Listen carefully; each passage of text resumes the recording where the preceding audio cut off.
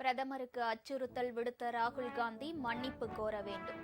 BJP எம்பிக்கள் அமளியால் நாடாளுமன்றத்தில் கூச்சல் குழப்பம்.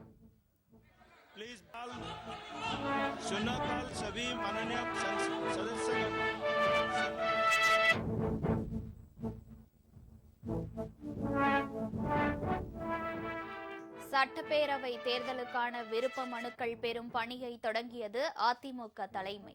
23ஆம் தேதி வரை மனுக்கள் பெறப்படும் என அறிவிப்பு.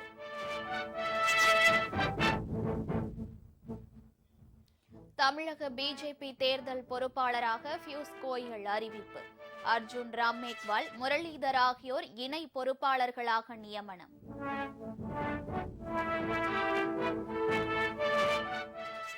தமிழ்நாட்டில் திமுக காங்கிரஸ் கூட்டணி வலுவாக இருக்கிறது.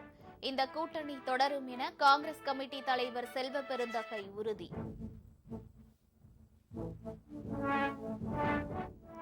இருபத்தி 6 பேரை பலி கொண்ட பகல்காம் தீவிரவாத தாக்குதல் சம்பவம்.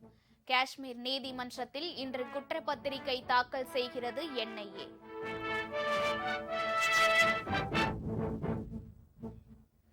ஜோர்டான், எத்தோப்பியா உள்ளிட்ட நாடுகளுக்கு சுற்றுப்பயணம். முதல் கட்டமாக ஓமன் நாட்டிற்கு புறப்பட்டு சென்றார் பிரதமர் நரேந்திர மோடி.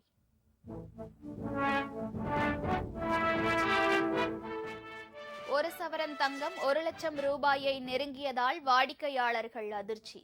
வெள்ளி விலையும் கிடுகிடுவென உயர்வு.